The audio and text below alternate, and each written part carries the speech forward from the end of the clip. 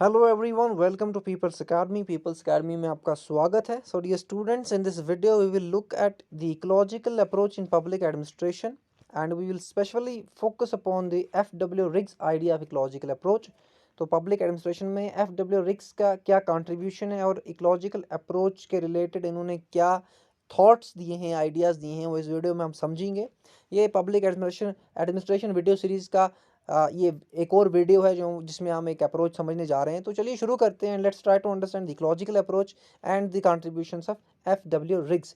लेकिन उससे पहले मैं आपको ये बताना चाहता हूँ, if you are new to the channel please subscribe the channel and share with your friends. And जो PDF है वीडियो का वो आपको Telegram channel of people's academy पे मिल जाएगा। एंड इसके साथ साथ डिस्क्रिप्शन में जो व्हाट्सएप लिंक भी प्रोवाइडेड है आपको डेली अपडेट्स के लिए, तो आप वहाँ से हमारा व्हाट्सएप ग्रुप जो है वो ज्वाइन कर सकते हैं।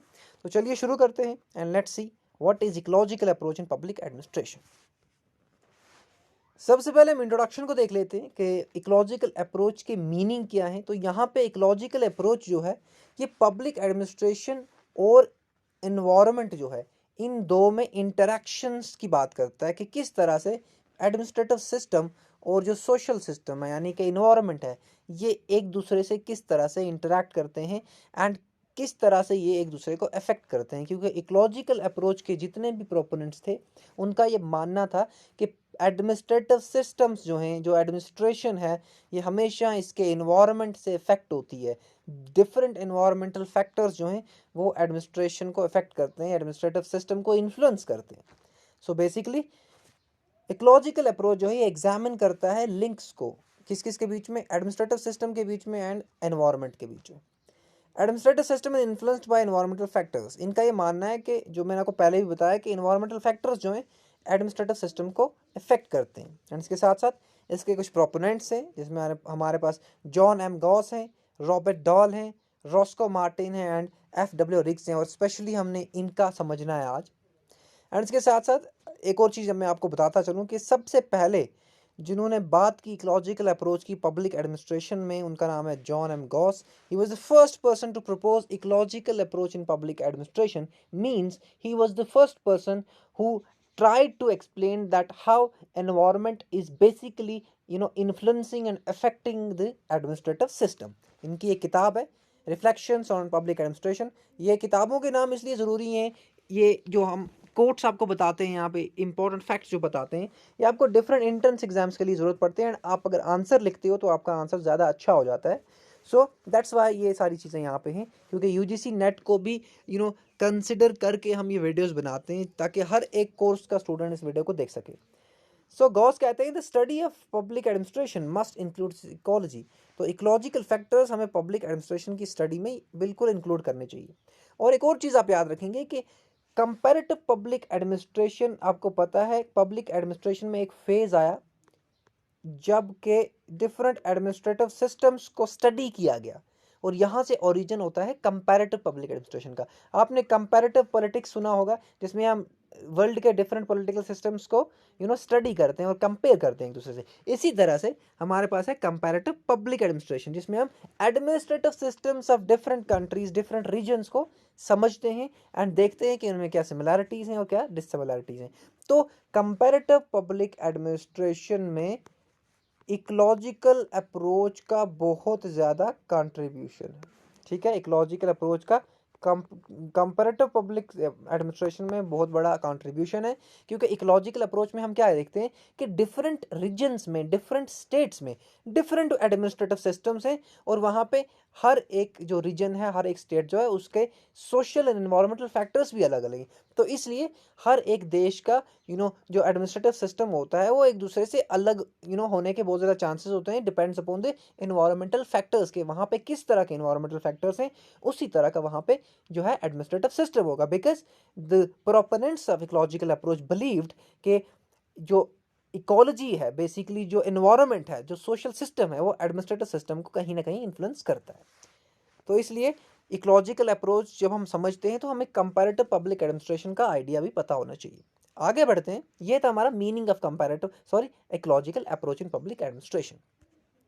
Moving further, now let us understand the basic information regarding FW rigs. First of all, सबसे पहले रिग्स के बारे में थोड़ा सा जान लेते हैं। ये एक अमेरिकन सोशल थेरिस्ट थे, पॉलिटिकल साइंस के प्रोफेसर भी थे एंड इसके साथ साथ इनको कंपैरेटिव पब्लिक एडमिनिस्ट्रेशन का फादर माना जाता है। बहुत एग्जाम्स में ये एमसीक्यू पूछा जाता है कि who is known as the father of public administration या फिर who is known as the father of comparative public administration. ठीक है, तो यहाँ पे एफडब्ल्यू रिग्स को कंपैरेटिव पब्लिक एडमिनिस्ट्रेशन का फादर माना जाता है। और एक कंपैरेटिव एडमिनिस्ट्रेटिव ग्रुप भी बनाया गया था 1960s में, जिसमें कंपैरेटिव पब्लिक एडमिनिस्ट्रेशन की स्टडी करने के लिए डिफरेंट स्कॉलर्स का एक ग्रुप था। एंड इसके चेयरमैन भी एफडब्ल्यू रिग्स रह चुके हैं। His model of public administration is used to demonstrate the relationship between the administrative system and the external conditions। तो देखिए, external conditions वर्ड यूज हो या फिर social system वर्ड यूज हो या फिर environment वर्ड यूज हो, आप एक चीज याद रखेंगे कि ये बात हो रही है किसकी, इकोलॉजिकल अप्रोच की। क्योंकि इकोलॉजिकल अप्रोच में एक तरफ से हम एडमिनिस्ट्रेटिव सिस्टम को देखते हैं, दूसरी तरफ से हम एनवायरमेंटल कंडीशंस को देखते हैं, इकोलॉजिकल कंडीशंस को देखते हैं, सोशल कंडीशंस को देखते हैं कि किस तरह ये एक दूसरे को इफेक्ट करते हैं, एक दूसरे को इन्फ्लुएंस करते हैं। I hope this is clear. So ecological approach में एफडब्ल्यू रिग्स का बहुत ज़्यादा कंट्रीब्यूशन है, क्योंकि इन्होंने बेसिकली एक सिस्टमैटिक तरीके से ये दिखाने की कोशिश की कि how the administrative system is influenced by the environment and how the environment is influenced by the administrative system, कि जैसा एडमिनिस्ट्रेटिव सिस्टम वैसा ही इन्वायरमेंट और जैसा इन्वायरमेंट वैसा ही एडमिनिस्ट्रेटिव सिस्टम। ठीक है, तो ये एक दूसरे को क्या करते हैं, एक दूसरे से इंटरेक्ट करते हैं और एक दूसरे को इन्फ्लुएंस करते हैं। ये कुछ इंपॉर्टेंट किताबें हैं जो कि एफडब्ल्यू रिग्स ने लिखी और जिनके द्वारा उन्होंने पब्लिक एडमिनिस्ट्रेशन में बहुत कंट्रीब्यूट किया एकेडमिकली। एंड मैं आपको बता दूं, अगर आप एंट्रेंस की तैयारी कर रहे हैं या फिर आप यूजीसी नेट की तैयारी कर रहे हैं तो ये किताबों का आप रट्टा ज़रूर मार के रखेंगे। ठीक है, जस्ट मेमोराइज देम एंड इनको लिंक करके मेमोराइज करोगे तो ज़्यादा आसानी होगी, अप्रोच भी समझ आ जाएगा और ये याद भी रहेंगी। बहुत इंपॉर्टेंट किताबें, याद रखेंगे आप। आगे बढ़ते हैं। अब एफडब्ल्यू रिग्स के मेन आइडियाज़ में हमारे पास तीन चीज़ें हैं। एफडब्ल्यू रिग्स ने कहा कि कंपैरेटिव पब्लिक एडमिनिस्ट्रेशन जो है, इसमें तीन चेंजेस आई हैं, इसमें तीन ट्रेंड्स आए हैं और वो तीन ट्रेंड्स इन्होंने आइडेंटिफाई किए। सबसे पहले उन्होंने ये कहा कि कंपैरेटिव पब्लिक एडमिनिस्ट्रेशन में एक शिफ्ट ये आई है कि अब नॉर्मेटिव अप्रोच जो है वो नहीं है कंपैरेटिव पब्लिक एडमिनिस्ट्रेशन में, अब एक इंपेरिकल अप्रोच है। इंपेरिकल अप्रोच और नॉर्मेटिव अप्रोच पब्लिक एडमिनिस्ट्रेशन में होने का क्या मीनिंग है? तो नॉर्मेटिव अप्रोच पब्लिक एडमिनिस्ट्रेशन में हम ये कह सकते हैं कि फॉर एग्जांपल कोई पर्टिकुलर थिंकर है, वो ये कहता है कि एडमिनिस्ट्रेटिव सिस्टम ए अच्छा नहीं है, एडमिनिस्ट्रेटिव सिस्टम बी अच्छा है, या एडमिनिस्ट्रेटिव सिस्टम सी होना चाहिए, वो सबसे ज़्यादा अच्छा है, या फिर एक दूसरे से कंपेयर कर रहे थे एडमिनिस्ट्रेटिव सिस्टम्स को, आइडियाज़ दे रहे थे। एक तरह से हम कह सकते हैं कि एब्स्ट्रैक्ट आइडियाज़ जहाँ पे प्रोवाइड की जाएं किसी भी चीज़ की, उसको नॉर्मेटिव अप्रोच कहते हैं। जैसा कि यहाँ पे पहले कंपैरेटिव एडमिनिस्ट्रेशन से पहले ये कहा जाता था कि कौन सा एडमिनिस्ट्रेटिव सिस्टम ज़्यादा बेहतर है, कौन सा एडमिनिस्ट्रेटिव सिस्टम ज़्यादा अच्छा है, या एडमिनिस्ट्रेशन में क्या चीज़ें होनी चाहिए। So what ought to be, ये क्वेश्चन जो है ना, व्हाट ऑट टू बी, क्या होना चाहिए, ये नॉर्मेटिव क्वेश्चन है। तो पहले कंपैरेटिव पब्लिक एडमिनिस्ट्रेशन में इसी तरह के सवाल और इसी तरह की आइडियाज़ दी जाती थी। लेकिन रिग्स ने ये आइडेंटिफाई किया कि कंपैरेटिव पब्लिक एडमिनिस्ट्रेशन में आने के बाद क्या हुआ है कि अब एम्पेरिकल अप्रोच आ गया है। एम्पेरिकल अप्रोच क्या है? अब एक डिस्क्रिप्टिव और एनालिटिकल इंफॉर्मेशन हर एक एडमिनिस्ट्रेटिव सिस्टम के रिगार्डिंग दी जा रही है, एंड एडमिनिस्ट्रेटिव सिस्टम्स को अब साइंटिफिक यानी कि एम्पेरिकल अप्रोच के थ्रू, एक एम्पेरिकल स्टडी के थ्रू देखा जा रहा है। सो नॉर्मेटिव और एम्पेरिकल में यही फ़र्क होता है कि नॉर्मेटिव बिल्कुल आइडियाज़ पे बेस्ड है, ठीक है, बट एम्पेरिकल अप्रोच जो होता है ये साइंटिफिक फैक्ट्स पे बेस्ड होता है, इस पे एनालिसिस होता है, इसमें डिस्क्रिप्शन होती है किसी भी particular political system administrative system की। तो ये पहला शिफ्ट था कि अब नॉर्मेटिव अप्रोच नहीं है, अब एम्पेरिकल अप्रोच आ गया है एडमिनिस्ट्रेटिव कंपैरेटिव पब्लिक एडमिनिस्ट्रेशन में। अब डिस्क्रिप्शन और एनालिटिकल इंफॉर्मेशन प्रोवाइड की जा रही है एडमिनिस्ट्रेटिव सिस्टम्स के द्वारा। दूसरी चीज़ कि अब एक नोमोथेटिक अप्रोच जो है ये पब्लिक एडमिनिस्ट्रेशन में आ गया है। अब बहुत ही डिफ़िकल्ट टर्म यहाँ पे यूज़ होगी, लेकिन मैं आपको बता दूं कि ये टर्म एफडब्ल्यू रिग्स ने यूज़ की, इसलिए हमें करनी पड़ रही है। सो यहाँ पे इसका बेसिक मीनिंग मैं आपको समझाता हूँ। एफडब्ल्यू रिग्स ने कहा कि अब ईडियोग्राफिक अप्रोच नहीं है पब्लिक कंपैरेटिव पब्लिक एडमिनिस्ट्रेशन में, अब है नोमोथेटिक अप्रोच। ईडियोग्राफिक अप्रोच में हम सिंगल पॉलिटिकल स्ट्रक्चर को पढ़ रहे थे, सॉरी सिंगल एडमिनिस्ट्रेटिव सिस्टम को समझ रहे थे।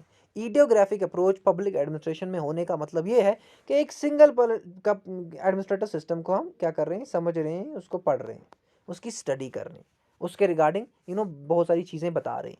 ये ईडियोग्राफिक अप्रोच है कि सिंगल कंट्री को उन्होंने ले लिया, फॉर एग्जांपल इंडिया को ले लिया और इंडिया के एडमिनिस्ट्रेटिव सिस्टम की स्टडी हो रही है।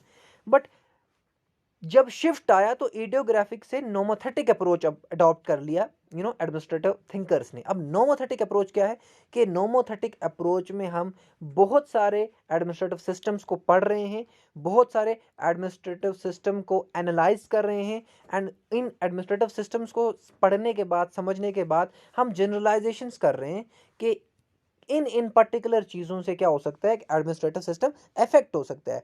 तो सिंपल आप याद रखेंगे, ईडियोग्राफिक अप्रोच में एक सिंगल एडमिनिस्ट्रेटिव स्ट्रक्चर को पढ़ा जा रहा है, समझा जा रहा है, बट नोमोथेटिक अप्रोच में डिफरेंट स्ट्रक्चर्स को समझा जा रहा है, उनको एनालाइज किया जा रहा है, उनके रिगार्डिंग जनरलाइजेशंस की जा रही हैं। जनरलाइजेशन होता है बहुत सारी चीज़ें आपने स्टडी की एंड आपने एक पर्टिकुलर आइडिया दे दिया, ठीक है, आपने एक पर्टिकुलर थेरी दे दी, दिस इज जनरलाइजेशन के एक ही सिंगल थेरी बहुत सारे पॉलिटिकल सिस्टम्स के लिए, ठीक है। तो ये जनरलाइजेशन जो हुई ये नोमोथेटिक स्टडीज में हुई, जो कि शिफ्ट था from idiographic approach. I hope this is clear. तीसरा हमारे पास है, तीसरा ट्रेंड जो कंपैरेटिव पब्लिक एडमिनिस्ट्रेशन में रिग्स ने आइडेंटिफाई किया, दैट वाज कि नॉन इकोलॉजिकल अप्रोच से अब इकोलॉजिकल अप्रोच आ गया कंपैरेटिव पब्लिक एडमिनिस्ट्रेशन में। इसका मीनिंग ये है कि पहले एनवायरमेंटल फैक्टर्स को कंसिडर नहीं किया जाता था, लेकिन अब क्या है, अब इन्वायरमेंटल फैक्टर्स को कंसिडर किया जा रहा है और ये कहा जा रहा है कि इन्वायरमेंटल फैक्टर्स जो हैं ये एडमिनिस्ट्रेशन को अफेक्ट करते हैं, इन्फ्लुएंस करते हैं, और ये इन्वायरमेंट एंड इंस्टीट्यूशंस यानी कि एडमिनिस्ट्रेटिव सिस्टम्स ये दोनों एक दूसरे से इंटरैक्ट करते हैं। So there is a continuous interaction between administrative systems and the environment and they are influencing each other, ठीक है। तो ये तीन ट्रेंड्स जो हैं ये आइडेंटिफाई किए कंपैरेटिव पब्लिक एडमिनिस्ट्रेशन में, किसने, एफडब्ल्यू रिग्स ने, कि अब एम्पिरिकल अप्रोच है, अब इकोलॉजिकल अप्रोच है और अब नोमोथेटिक अप्रोच है, ठीक है। इसके बाद आगे बढ़ते हैं हम,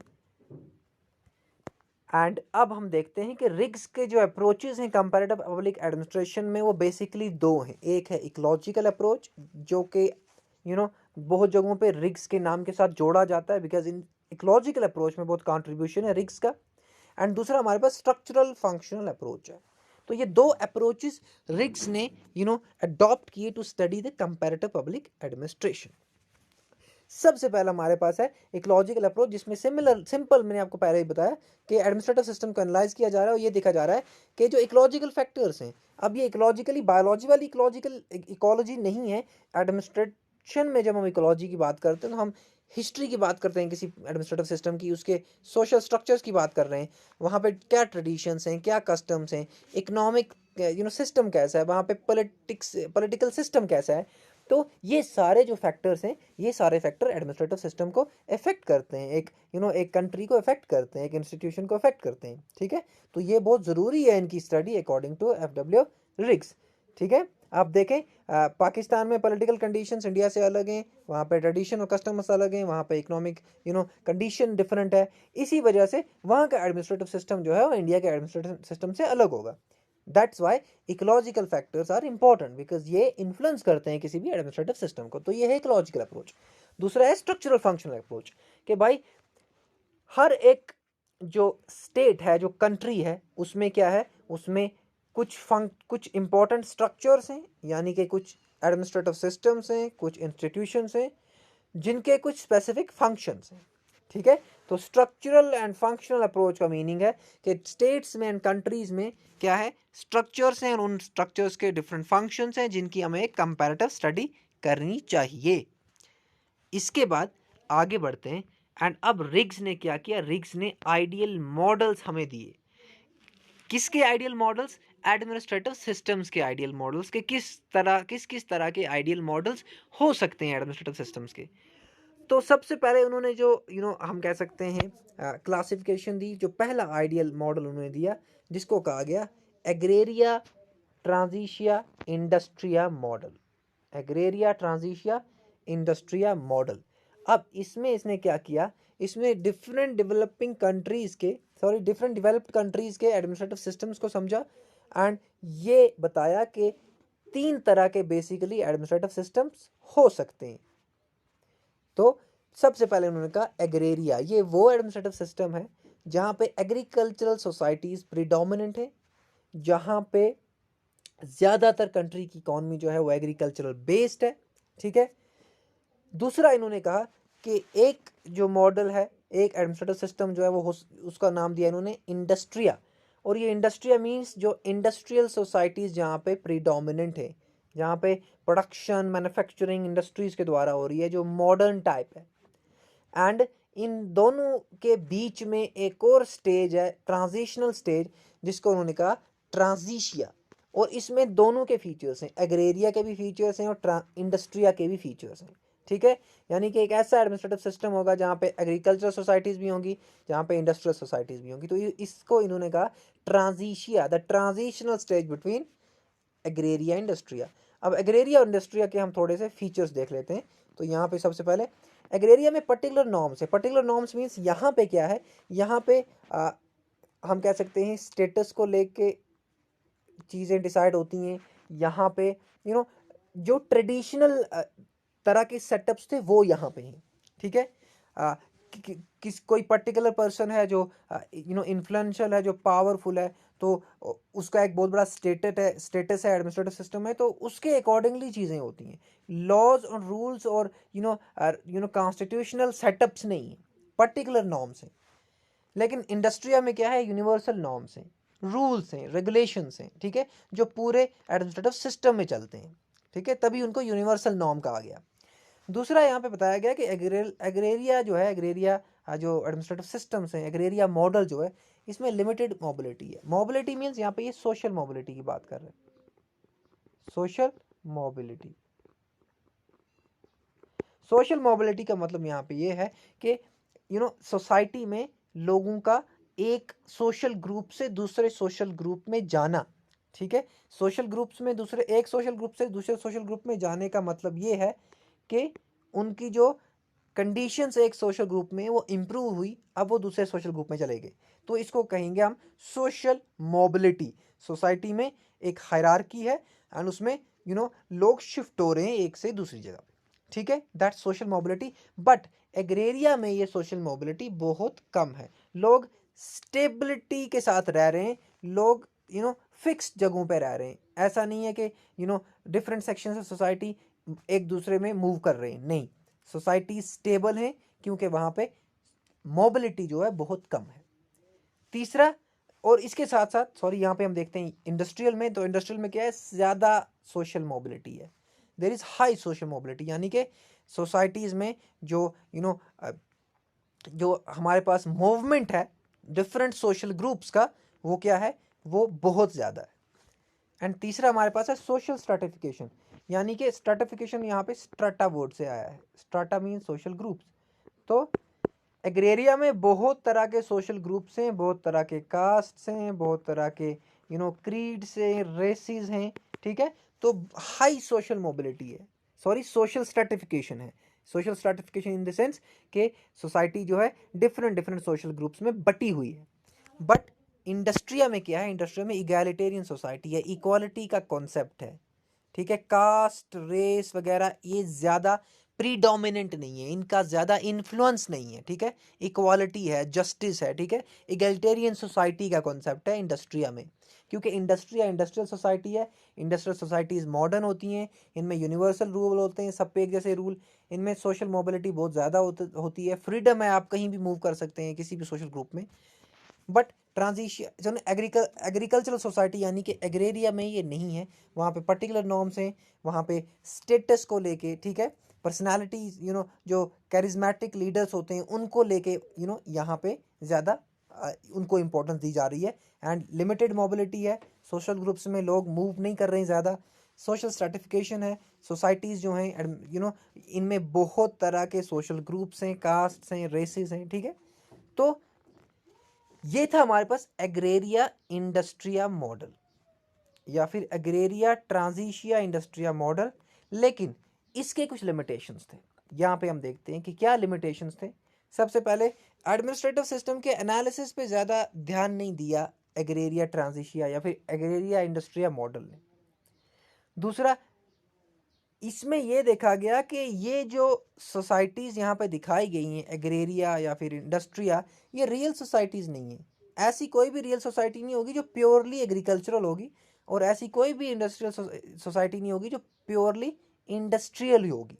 ठीक है, सो ये आइडियल मॉडल्स कहा गया इनको। Ideal models in the sense कि ये सिर्फ एब्स्ट्रैक्ट आइडियाज़ हैं, ख्याली आइडियाज़ हैं, रियल में इस तरह की सोसाइटीज़ हमें नहीं मिलती हैं। और यूनी डायरेक्शनल मीन्स एग्रेरिया से इंडस्ट्रिया ही जा सकते हैं, इंडस्ट्रिया से वापस एग्रेरिया नहीं जाया जा सकता। एंड फोर्थ वन, रिग्स ने ये फोर्थ वन जो है ना, अब क्या किया, अब रिग्स ने एक नया मॉडल डेवलप किया जिसको कहा गया fused prismatic and diffracted model. Fuse prismatic and diffracted model ये इसलिए इंट्रोड्यूस किया, इसलिए डेवलप किया क्योंकि पहले जो एग्रेरिया ट्रांजिशिया इंडस्ट्रियल मॉडल था उसमें बहुत सारे लिमिटेशंस थे। अब हम देखते हैं कि फ्यूज्ड प्रिज्मेटिक और डिफ्रैक्टेड मॉडल के क्या फीचर्स थे। तो यहाँ पे मैं आपको बता दूं, जो फ्यूज्ड मॉडल है इसको कहा गया ट्रेडिशनल अंडर डेवलप्ड सोसाइटीज़ जो थी ये फ्यूज्ड मॉडल में रखी गई। जो डिफ्रैक्टेड मॉडल में रखी गई that was modern developed western societies. And in दो के बीच में जो ट्रांजिशनल स्टेज था उनमें रखा गया डेवलपिंग थर्ड वर्ल्ड कंट्रीज, यानी कि अंडर डेवलप्ड और उन दोनों के बीच में ही डेवलपिंग थर्ड वर्ल्ड सोसाइटीज। ये फ्यूज्ड और डिफ्रैक्टेड के बीच में ट्रांजिशनल स्टेज है जिसको प्रिज्मेटिक कहा गया। अब हम इनके फीचर्स देख लेते हैं। तो ट्रेडिशनल अंडर डेवलप्ड सोसाइटीज में क्या थे, मल्टी फंक्शनल स्ट्रक्चर थे, यानी कि एक ही स्ट्रक्चर है उसके बहुत सारे फंक्शंस हैं, वो एक काम भी कर रहा है, वो दूसरा काम भी कर रहा है, वो सारे काम खुद ही कर रहा है, एक पर्टिकुलर स्ट्रक्चर। लेकिन मॉडर्न डेवलप्ड सोसाइटी यानी कि डिफ्रैक्टेड मॉडल जो था, इन सोसाइटीज में फंक्शनल स्पेसिफिक स्ट्रक्चर्स थे, यानी कि हर एक स्ट्रक्चर के कुछ स्पेशल फंक्शंस थे। ऐसा नहीं है कि एक ही स्ट्रक्चर सारे फंक्शंस कर रहा है फ्यूज्ड की तरह। डिफ्रैक्टेड में हर एक स्ट्रक्चर अलग अलग स्पेसिफिक फंक्शंस कर रहा है। दूसरा, जो फ्यूज्ड है ये एग्रीकल्चर पे ज़्यादा डिपेंडेंट है, बट जो डिफ्रैक्टेड है वो हाईली इंडस्ट्रियल सोसाइटीज़ हैं। तीसरा हमारे पास है कि एग्रीकल्चरल जो फ्यूज था, फ्यूज्ड मॉडल यानी कि third world under developed countries, ये जो थी इनमें कम्युनिकेशन बहुत वीक था, क्योंकि ट्रेडिशनल अंडर डेवलप्ड सोसाइटीज़ आप इमेजिन करके देखो वहाँ पे किस तरह का कम्युनिकेशन होता उस टाइम पे, तो वीक कम्युनिकेशन था। But on the other hand diffracted में there is strong developed communication system, क्योंकि साइंस एंड टेक्नोलॉजी है, इंडस्ट्रीज आ गई, तो आप यू कैन इमेजिन कि किस तरह का जो टेक्नोलॉजी की वजह से कम्युनिकेशन होगा, डेवलप्ड होगा। And then traditional under developed societies में यानी कि फ्यूज्ड मॉडल में जो एडमिनिस्ट्रेटिव सिस्टम था उसको नाम दिया गया चेंबर। ये जो है रिग्स अपनी टर्मिनोलॉजी इस तरह से यूज़ कर रहे हैं कि एडमिनिस्ट्रेटिव सिस्टम जो है वो उसको चैम्बर कहेंगे किसमें, फ्यूज्ड मॉडल में, क्योंकि ये चैम्बर सारे काम खुद कर रहा है। बट जो डिफ्रैक्टेड मॉडल है, जो कि मॉडर्न डेवलप्ड वेस्टर्न सोसाइटीज़ हैं, इनमें जो एडमिनिस्ट्रेटिव सिस्टम रखा को नाम दिया गया रिग्स के द्वारा, that was called as office. ठीक है, ये आपको जब फीचर्स पूछे जाएंगे तो इस तरह से आप ये फीचर्स लिख सकते हैं, या फिर एमसीक्यूज में मैच द फॉलोइंग भी आपको पूछा जा सकता है, तो इस तरह से आप कर सकते हैं। एंड देन जो ट्रेडिशनल अंडर डेवलप्ड सोसाइटीज़ थी, इनमें जो इकोनॉमिक सिस्टम था that was barter economy. Barter economy का मतलब होता है कमोडिटी के बदले आपको कमोडिटी एक्सचेंज होगी, या फिर सर्विस के बदले आपको कमोडिटी एक्सचेंज होगी। फॉर एग्जांपल, मैंने किसी का काम कर दिया, उसने मुझे कोई खाने की चीज़ दे दी। ये पुराने टाइम्स में अंडर डेवलप्ड ट्रेडिशनल सोसाइटीज़ में ऐसा होता था। एंड फ्यूज्ड जो है, फ्यूज्ड मॉडल इसी ट्रेडिशनल सोसाइटीज़ को दर्शाता है, रिप्रेजेंट करता है। और जो डिफ्रैक्टेड मॉडल है उसमें ये दिखाया गया है कि जो हमारे पास इकॉनमी है वो फ्री मार्केट बेस्ड इकॉनमी है। सारे लोग प्राइवेटली अपना अपना काम कर रहे हैं। इकॉनमी जो है उसमें ज़्यादातर जो है फ्री मार्केट सिस्टम है। ठीक है, जो डेवलप्ड इकॉनमी है आज भी कैपिटलिस्ट कंट्रीज की जो इकॉनमी है वो भी फ्री मार्केट इकॉनमी से। अब क्या है, ट्रेडिशनल अंडर डेवलप्ड सोसाइटीज़ में अकाउंटेबिलिटी नहीं थी, गवर्नमेंट की कोई अकाउंटेबिलिटी नहीं थी। काइंड ऑफ एक बिल्कुल ट्रेडिशनल सिस्टम होता था, एक पर्टिकुलर पर्सन होता था जो किंग होता था, एंड सारे डिसीजंस वही लेता था। एंड कभी कभी वो किंग जो है वो ऑप्रेस करता था लोगों को। ठीक है, तो यहाँ पे रिस्पॉन्सिबिलिटी अकाउंटेबिलिटी नहीं थी, बट डिफ्रैक्टेड मॉडल में गवर्नमेंट जो है रिस्पॉन्सिबल है, सिटीजन्स को लेके अकाउंटेबल है। ठीक है, तो यहाँ पे आप याद रखेंगे कि फ्यूज्ड बिल्कुल अपोजिट है किसके, डिफ्रैक्टेड के। तो ये मॉडल जो है, ये दो मॉडल्स हैं एंड इनके ट्रांजिशन स्टेज में आता है प्रिज्मेटिक मॉडल। प्रिज्मेटिक मॉडल जो है ये फ्यूज्ड और डिफ्रैक्टेड के बीच में आता है, और इसमें डेवलपिंग थर्ड वर्ल्ड कंट्रीज़ की बात की गई है कि इस मॉडल में डेवलपिंग थर्ड वर्ल्ड कंट्रीज़ आती हैं। अब क्या है प्रिज्मेटिक मॉडल, आगे समझते हैं। तो प्रिज्मेटिक मॉडल जो है ये डिफ्रैक्टेड और फ्यूज्ड के बीच में आता है, ट्रांजिशन स्टेज है। दूसरी बात ये भी कहा रिग्स ने कि ना तो कोई प्योरली फ्यूज्ड है ना तो कोई प्योरली डिफेक्टेड है, तो हमारे पास जो प्रैक्टिकल मॉडल है वो प्रिज्मेटिक ही हो सकता है। तीसरी बात इन्होंने कही कि प्रिज्मेटिक मॉडल में जो इंस्टीट्यूशंस हैं वो लीगल रैशनल हैं। Legal rational in the sense कि ना वो हेरिडेटरी बेस्ड हैं और ना ही वो स्टेटस बेस्ड हैं, ना ही वो कस्टम बेस्ड हैं। ठीक है, और इन्होंने ये कहा कि इसमें मॉडर्निटी भी होगी और इसमें ट्रेडिशनल सिस्टम भी होगा, किसमें, प्रिज्मेटिक मॉडल में, क्योंकि ये दोनों का फ्यूजन है। और ये भी कहा कि इसमें चैम्बर के फीचर्स भी होंगे जो कि हमारे पास एग्रेरिया में थे, सॉरी हमारे पास जो फ्यूज्ड में थे, एंड इसमें ऑफिस वाले फीचर्स भी होंगे जो कि डिफ्रैक्टेड में थे। ठीक है, क्योंकि चैम्बर हमने किस एडमिनिस्ट्रेटिव सिस्टम को कहा, जो कि फ्यूज्ड मॉडल का एडमिनिस्ट्रेटिव सिस्टम था, और डिफ्रैक्टेड हमने किसको कहा, जो कि सॉरी ऑफिस हमने किसको कहा, जो कि डिफ्रैक्टेड हम कह सकते हैं मॉडल का एडमिनिस्ट्रेटिव सिस्टम था। और जो प्रिज्मेटिक है इसमें हमारे पास चैम्बर के फीचर्स भी हैं और इसमें हमारे पास ऑफिस के फीचर्स भी हैं, यानी कि इसमें फ्यूज्ड भी है और इसमें डिफ्रैक्टेड भी है। और एक और चीज़ रिग्स ने कही कि जो ब्यूरोक्रेट्स होंगे प्रिज्मेटिक मॉडल में उनको कहा गया सालामैन। ठीक है, सालामैन।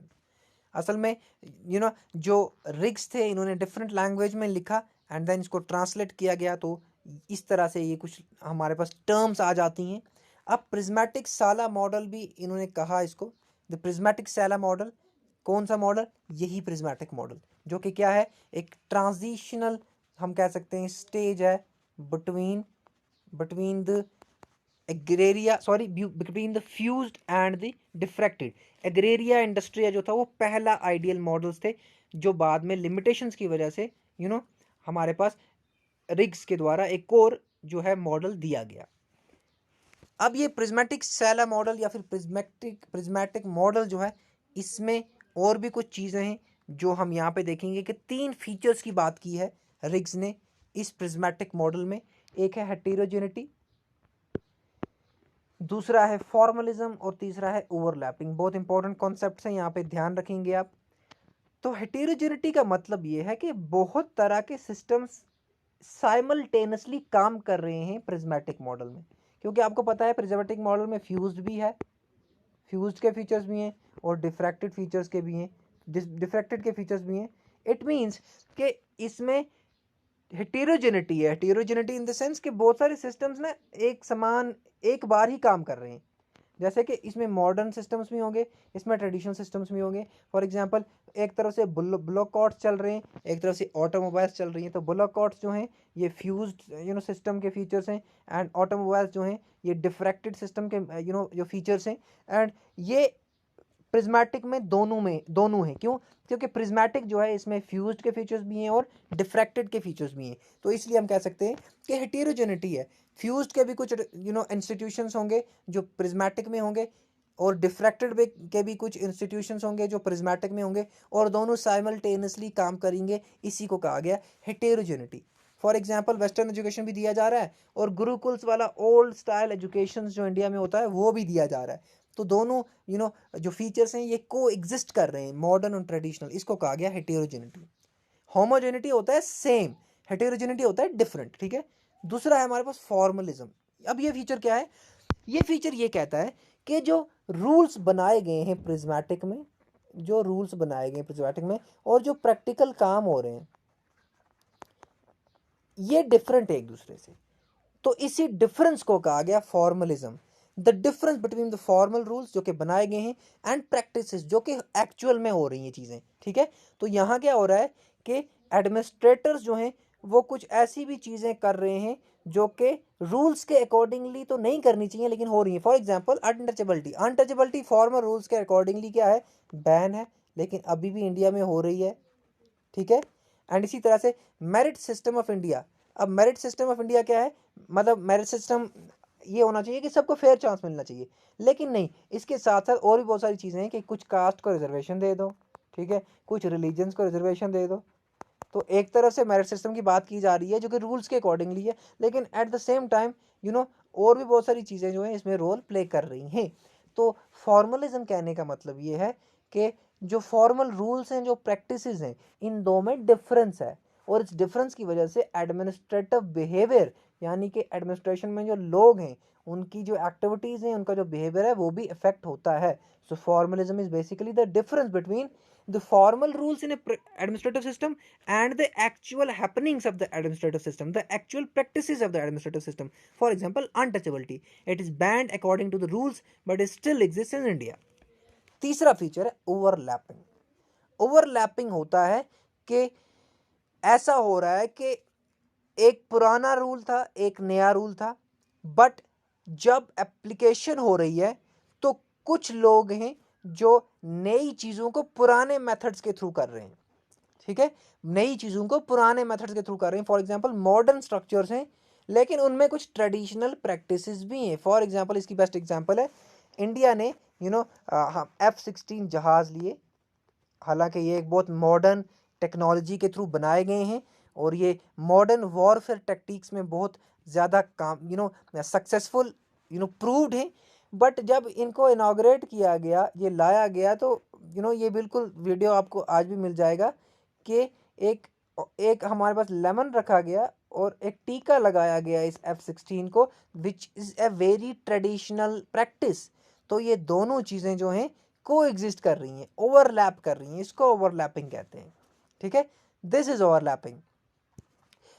जो फॉर्मली स्ट्रक्चर्स हैं, जो फॉर्मल स्ट्रक्चर्स बनाए हैं, इनमें कुछ ऐसे स्ट्रक्चर्स भी डाल दिए गए हैं जो कि बहुत पुराने हैं, ठीक है। तो फॉर एग्जांपल फ्यूज्ड सोसाइटी के कुछ स्ट्रक्चर्स हैं, फॉर एग्जांपल फ्यूज्ड सोसाइटी जो कि agricultural under developed traditional society के कुछ स्ट्रक्चर्स के कुछ फंक्शंस हैं, वो इन्होंने डिफ्रैक्टेड सोसाइटीज़ में डाल दिए हैं, यानी कि जो कि एक modern western type of industrial society थी।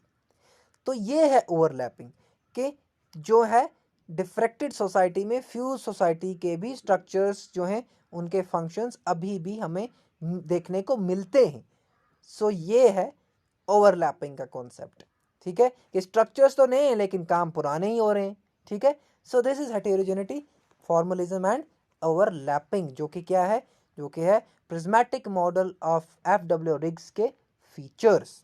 तो ये तीन फीचर्स जो हैं ये प्रिज्मेटिक मॉडल्स के हैं। फिर से एक बार मैं आपको यहाँ पे बता देता हूँ, FW रिग्स ने इकोलॉजिकल अप्रोच दिया, उन्होंने ये कहा कि भाई जो इन्वायरमेंटल कंडीशंस हैं, जो डिफरेंट फैक्टर्स हैं, हिस्ट्री है, कस्टम है, ट्रेडिशन है, इकोनॉमी है, ये भी अफेक्ट करते हैं एडमिनिस्ट्रेटिव सिस्टम्स को।